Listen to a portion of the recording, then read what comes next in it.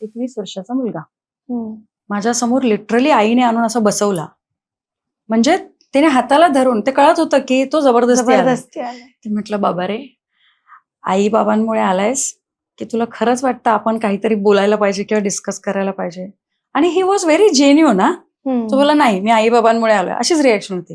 म्हटलं that's okay. आणि म्हटलं आय लाईक युअर जेन्युइननेस, की तू खरंच मनापासून खरं सांगितलं. म्हणजे तुझ्यात हा एक गुण खूप चांगला आहे की तू जेन्युइनली सांगितलं की मला अजिबात यायची इच्छा नव्हती पण आई बाबांमुळे आलोय. म्हटलं याच्यात दुसरा एक गोष्ट काय माहितीये, की तू तुझ्या आई वडिलांना खूप रिस्पेक्ट करतोस. कारण जर तो नसता तर तू आज इथे नसतास. तुम्हाला माहितीये, ह्या 2 वाक्यामध्ये तो पोरगा 50% सेटल झालेला खुर्चीवर. कारण आतापर्यंत त्याच्या आई वडिलांनी त्याचं कधी कौतुकच केलं नाही, हे वाक्य त्यांनी मला सांगितलं.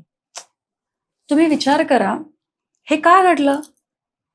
कारण आता न्यूक्लिअरचा विषय आहे. आई जॉबला, बाबा जॉबला. हा मुलगा सकाळी 6:30 पावणे 7ला शाळेत जातो. म्हणजे शेड्यूल त्याने सांगितलं मला. त्याने सांगितलेली स्टोरी सांगते तुम्हाला. 1:30 पावणे 2ला येणार, जे काही असेल ते थंडच, कारण गरम वाढणारं कोणीच नाही, स्वतःच घ्यायचं. हे तो जवळजवळ चौथीला गेल्यापासून स्वतः करतोय. तोपर्यंत मावशी होत्या. बरं, बाहेरची पेड मावशी तुम्हाला वाटतं का की आपल्या मुलाला तसं छान लाडाने कोडाने भरवेल? तुम्ही समजू शकता मी काय म्हणते.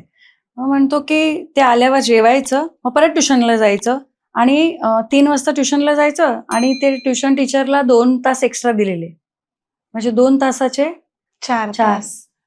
तो मुलगा 7लाच घरी यायचा. आता त्या 4 तासात तो तिथे काय शिकतोय, तो काय बघतोय, काय ऑब्झर्व करतोय, समोरची व्यक्ती त्याला खरंच चांगल्या इंटेन्शनने देते का, चांगल्या इंटेन्शनने वाढवते का? No one knows. तुम्हाला आश्चर्य वाटेल, मी त्याला विचारलं, अच्छा ओके, हे सगळं एक्सप्लेन झालं. म्हटलं 26 जानेवारीला आणि 15 ऑगस्टला सोसायटीत जाऊन काय काय करतो तू? मी नाही जात. ही रिॲक्शन होती त्याची. म्हटलं का रे, एक सुट्टी कोण वाया घालवेल? तुम्ही विचार करा, इथे मी खूप वेगळा विषय हाताळते. एक भारताचा एक सुजाण नागरिक, ज्याला मताचा अधिकार आलाय, 18 वर्षानंतर तो गेली 3 वर्ष मत देते असेल किंवा नसेल, आय डोंट नो, पण या मानसिकतेचा जर एक भारतीय नागरिक आत्ता असेल, पुढे जाऊन तो भारताबद्दल, देशाबद्दल, भारत सोडा, देश सोडा, राज्य सोडा, सोसायटीबद्दल पण विचार करत नाहीये. का नाही भावना ही डेव्हलप होत माहितीये? कारण आजी आजोबांचं जे एक वेगळं प्रेम असतं ना, की आजी चला मग आता आजी आजोबा असते ह्या केसमध्ये, तर ते त्याला 15 ऑगस्टला आजोबा खाली घेऊन गेले असते, खाली सत्यनारायणची पूजा असेल तिथे आजी घेऊन गेली असते की चल रे जाऊ दे. त्याच्यामुळे मिक्स होणं, समाजामध्ये वावरणं, समाजाची हालचाल नोंद करणं, बघा हे सगळं सबकॉन्शियस माइंडने होत असतं. आता इथे ह्या एजन्सीमध्ये बघाल, त्या मुलामध्ये कुठल्याही प्रकारचे कल्चरल संस्कार 0. म्हणजे मी त्याला सगळं झाल्यावर एक अजून प्रश्न विचारला की समजा तुला ग्रॅटिट्यूड द्यायचा आहे, तर कोणाला देशील? तर मला म्हणाला युनिव्हर्सला. छान शब्द आहे ना, म्हणजे आपण इंग्लिश शब्द वापरले की कसं छान वाटतं की नाही आपल्याला. म्हटलं बरं. म्हटलं का रे? तर मला बर्थ दिला म्हणून. एक सेकंड मी विचार केला की त्याला काय उत्तर देऊ, कारण बर्थ तर युनिव्हर्सने नाही दिलंय. पण म्हटलं ठीक आहे. मी त्याच्यावर काही रिॲक्शन नाही दिली. तुम्हाला माहितीये, त्याचे वडील आणि आई वडील एक टिपिकल मिडल क्लास फॅमिलीमध्ये, बापाने 2.25 लाखाची रॉयल एनफिल्ड घेऊन दिली, जिमला जायला फक्त. जिमचा सगळा खर्च आईबाप उचलतात, म्हणजे त्याच्या प्रोटीनच्या शेक पासून. आणि म्हटलं ह्या मुलाला एकदाही वाटलं नाही की आपण आई बापाला थोडंसं ग्रॅटिट्यूड द्यावं. हे होतं न्यूक्लिअर फॅमिलीमध्ये.